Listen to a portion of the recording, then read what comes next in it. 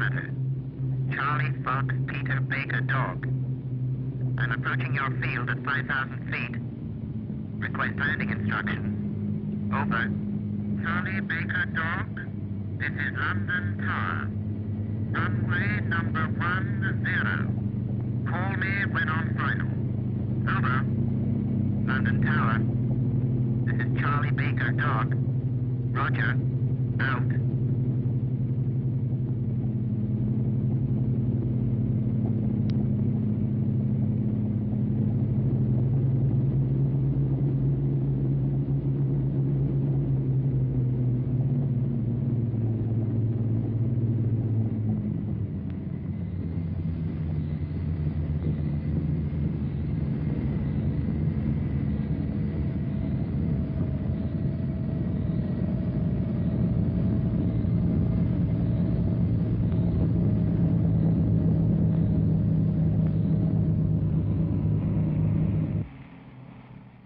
Aircraft coming in from all quarters of the sky, sometimes one every 2 minutes, laden with men and cargoes of all nations, make this new port of London one of the junctions of the world.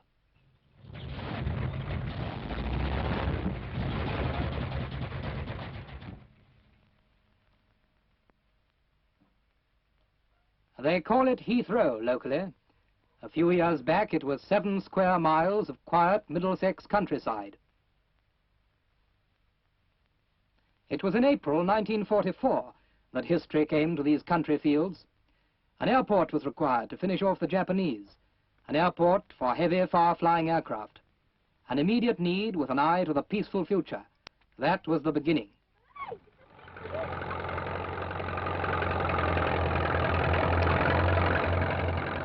And the landscape was changed and the past obliterated.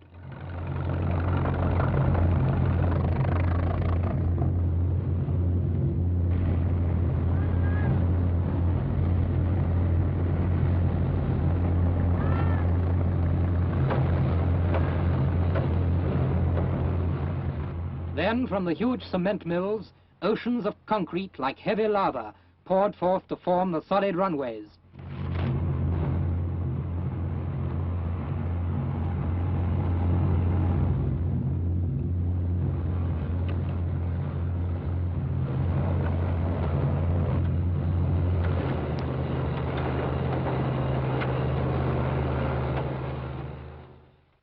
Specimens of the concrete are tested to destruction point in machines which develop pressure of over 50 tons to the square inch.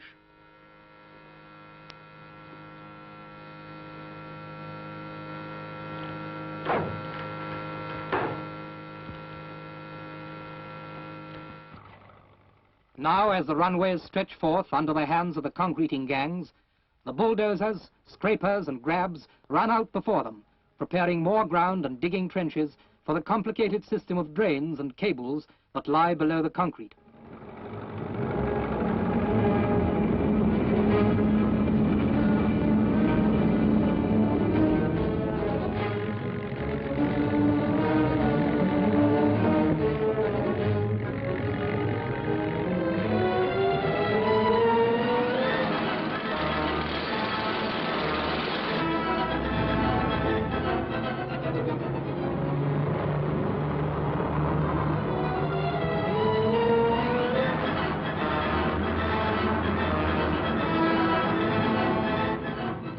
At the end of 1945, number 1 runway was complete. On this first day of the new year, this proving flight starts off from Heathrow, which will be the future civil airport of London. And it takes off from the finest runway in the world.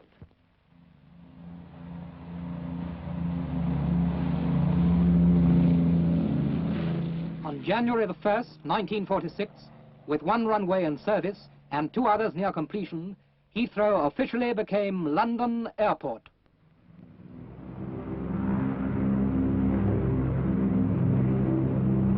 Thus, in under 2 years, British engineers had built and were operating one of the largest civil aerodromes in the world.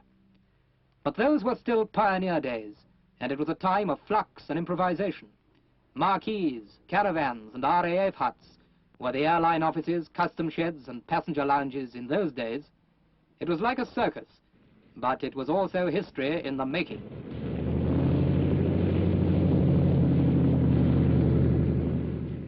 The local inhabitants, however, see things from a different angle.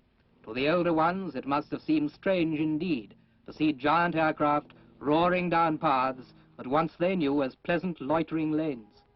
Stranger still to see the streams that they had known since childhood turned aside from their old winding courses to new straight concrete beds. And strange to see the familiar farms swept from the earth as though by a whirlwind. And surely the unkindest cut of all, a few of their pubs may have to go. But for many, it has meant changes of a different kind, and a lot have found work on the site, for the port is still building.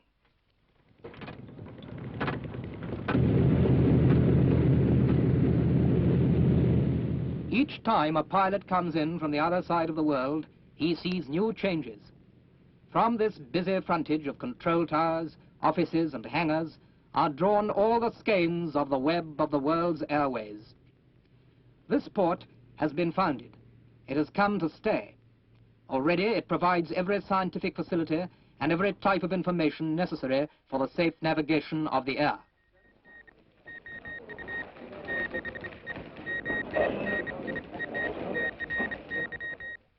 But fog and mist, wind and rain, these are the chief hazards of the air. The Met Office is in touch with weather stations all over the world. But no matter how evil the weather, how thick the sky with fog or cloud or rain, there is still the airport's magic eye, which sees the pilot safely to land.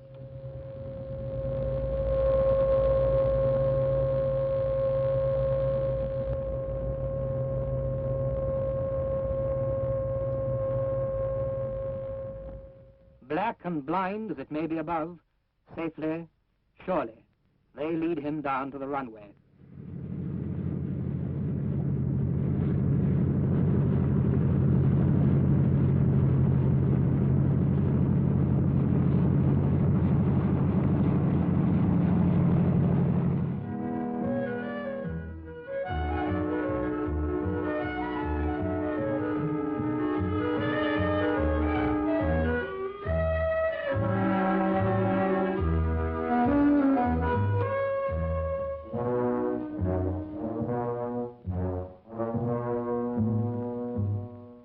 This now is London's airport.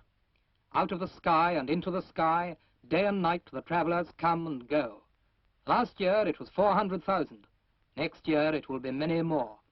All this requires careful, intricate and precise organization, difficult enough under the best conditions. Yet here a major air junction is being operated while the buildings and runways are still growing up around it. This building will continue for perhaps 6 years yet, for its plans are vast. But in the end, no matter what the future of aircraft may be, Stratocruiser, Brabazon or Flying Wing, here will be an airfield second to none, for London Airport is on the map.